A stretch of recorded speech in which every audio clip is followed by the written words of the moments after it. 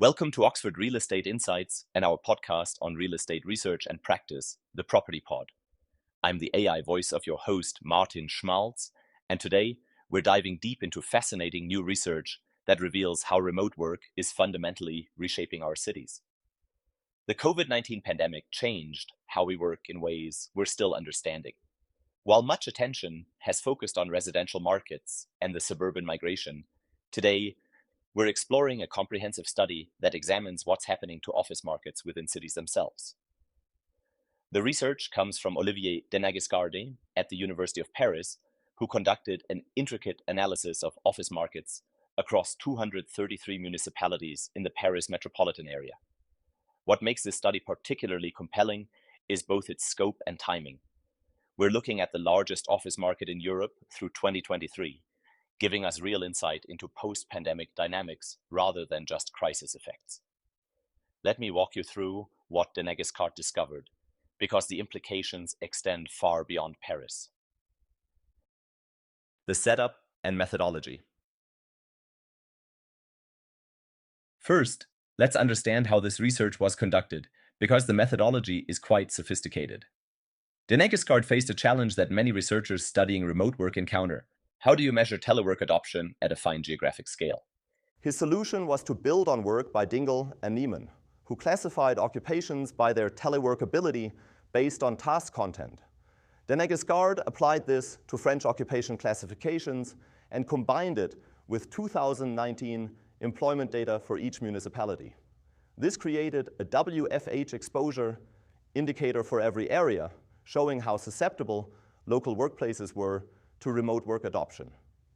The genius of this approach is that it's based on pre-pandemic employment patterns, making it truly exogenous to post-2020 outcomes. When COVID hit and forced widespread remote work adoption, municipalities with higher concentrations of teleworkable jobs experienced different impacts than those with more hands-on occupations. Denagiscarde then used COVID-19 as a natural experiment, comparing pre- and post-pandemic outcomes across these municipalities using difference in differences analysis. The data sources are truly exceptional and represent one of the study's major strengths. The vacancy data comes from BNP Paribas Real Estate's quarterly market reports. This is unique industry data that tracks not just total vacancy, but distinguishes between frictional vacancy from normal turnover and durable vacancy lasting more than 6 months. This partnership gave Denagiscarde access to building-level information across all 233 municipalities from 2014 through 2023. For transactions, he used France's comprehensive property database, which captures every commercial real estate sale through notarial records. Essentially, a complete census with precise location, price, and building details. Construction activity comes from the national database of building permits, while employment data draws from France's social security system that tracks every job by location and industry. This combination of administrative and industry data at quarterly frequency across nearly a decade is rarely available to researchers, making the findings particularly credible. The vacancy story. Now, what did he find? The results on office vacancy are striking and persistent. Municipalities with higher remote work exposure experienced significant increases in durable office vacancy. That's space that remains empty for more than 6 months, excluding normal turnover. Areas with high concentrations of remote workable jobs saw vacancy rates increase by around 2 percentage points compared to pre-COVID levels. To put this in perspective, the most affected areas saw vacancy rates rise from around 3% before the pandemic to over 5% by 2023. What's particularly noteworthy is that these effects are growing over time. The impact rose from 1.8 percentage points in 2022 to 2.4 percentage points in 2023. This isn't a temporary adjustment, it's a persistent structural change. And here's something that really challenges conventional wisdom. This increase in vacancy affects high-quality buildings too. We're not just talking about outdated office space becoming obsolete.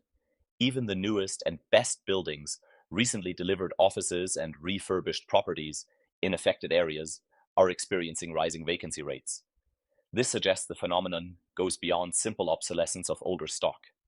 The spatial pattern is also revealing. the effects are most pronounced in two types of areas: those farther from the city center and those with larger average firm sizes.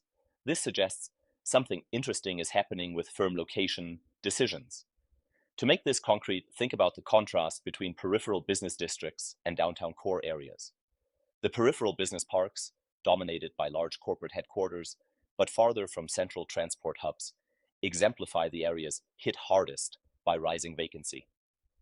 Meanwhile, central districts, with their mix of smaller firms, excellent public transport, and premium amenities, represent the areas that may actually benefit from the flight to quality trend as companies downsize but upgrade their locations.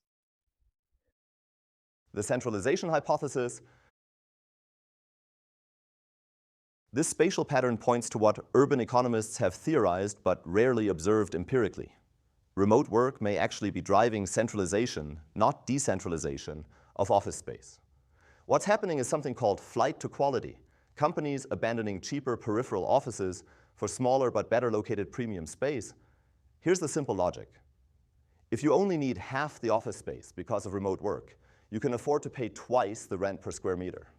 This allows firms to move from larger, cheaper suburban offices to smaller but more prestigious central locations with better amenities and transportation access. Denagiscarde's findings provide the first solid empirical evidence for this theory. While peripheral areas with large firms experience rising vacancy, central areas likely benefit from this flight to quality dynamic. Investment market impacts. The investment market is responding to these vacancy trends in predictable but dramatic ways. In municipalities more exposed to remote work, Denagiscarde found a 10% decline in office transaction volumes. When sales do occur, average deal sizes are down 13%, reflecting both lower prices per square meter and smaller floor areas being traded. This suggests investors are already pricing in long-term structural oversupply in affected areas. They're being more selective, focusing on smaller, higher quality assets, and demanding discounts that reflect increased vacancy risk. Transaction-level analysis reveals the pricing mechanism more clearly. Controlling for building characteristics, properties in high WFH exposure areas trade at a 6% discount per square meter compared to similar buildings in low exposure areas. That's a significant pricing penalty for being in the wrong location. The supply side puzzle. Now here's where things get really interesting from a market dynamics perspective. Despite clear evidence of oversupply, there's been virtually no adjustment on the supply side through 2024. New office construction permits haven't declined meaningfully in response to rising vacancy. Renovation activity remains minimal. Even conversions from office to housing, which you might expect would increase to address the mismatch, show only modest upticks that are negligible relative to the scale of vacant space. This represents a significant market friction. Economic theory would predict supply reduction in response to declining demand, but regulatory barriers, financing constraints, and the irreversible nature of real estate investments create substantial inertia. The implications are concerning. Without supply-side adjustment, the oversupply situation is likely to worsen, potentially creating stranded assets and broader financial stability risks through the collateral channel. Local economic spillovers. The effects extend beyond office markets themselves. Denagiscarde found that areas with higher remote work exposure experienced 2.5 to 3% declines in retail and restaurant employment. This makes intuitive sense. Fewer office workers means less demand for lunch spots, coffee shops, and convenience retail. What's crucial is that this represents a genuine economic spillover, not just workers shifting their consumption to home locations, because total employment in other sectors remained stable. This finding has important policy implications. The concentration of remote work effects in particular areas means the economic costs aren't distributed evenly across the city. Some neighborhoods bear disproportionate impacts, while others may actually benefit from the centralization trend. Methodological insights. Let me pause here to highlight what makes this research particularly credible. Denagiscarde conducts extensive robustness checks that address potential concerns about his findings. He shows that pre-pandemic trends were parallel across high and low WFH exposure areas, validating his identification strategy. He controls for sectoral specialization using shift share instruments to ensure results aren't driven by certain industries being hit harder by COVID. The author also demonstrates that total employment, excluding affected sectors, didn't decline, confirming that rising office vacancy reflects genuine downsizing rather than broader economic decline in treated areas. Perhaps most importantly, he tests his results using alternative measures of remote work exposure based on sectoral rather than occupational data, finding consistent results. International context and implications. While this study focuses on Paris, the patterns likely extend to other major metropolitan areas experiencing similar remote work adoption. The specific magnitudes may differ based on local market conditions, regulatory environments, and urban structure, but the fundamental dynamics should be broadly applicable. The findings contribute to our understanding of how technological shocks affect urban form. Remote work represents a significant reduction in the importance of physical proximity for certain types of work, fundamentally altering the spatial organization of economic activity within cities. For real estate professionals, the research highlights the importance of location analysis that goes beyond traditional metrics. Understanding the occupational composition and firm size distribution of local employment becomes crucial for assessing long-term office market prospects. Policy considerations. From a policy perspective, the research raises several important questions. Should municipalities with high office vacancy be given tools to facilitate conversions to alternative uses? How can cities manage the uneven spatial distribution of remote work impacts? The concentration of effects in peripheral areas with large firms suggests that existing inequalities in urban development could be exacerbated. Central areas may benefit from flight to quality dynamics, while peripheral office districts struggle with vacancy and declining local services. There's also a fiscal dimension. Municipalities heavily reliant on commercial property taxes from office buildings in affected areas may face budget pressures requiring either service cuts or tax increases that could further disadvantage these communities. Looking forward. What does this mean for the future of office markets? Denagiscarde's research suggests we are witnessing a structural transformation, not temporary pandemic effects.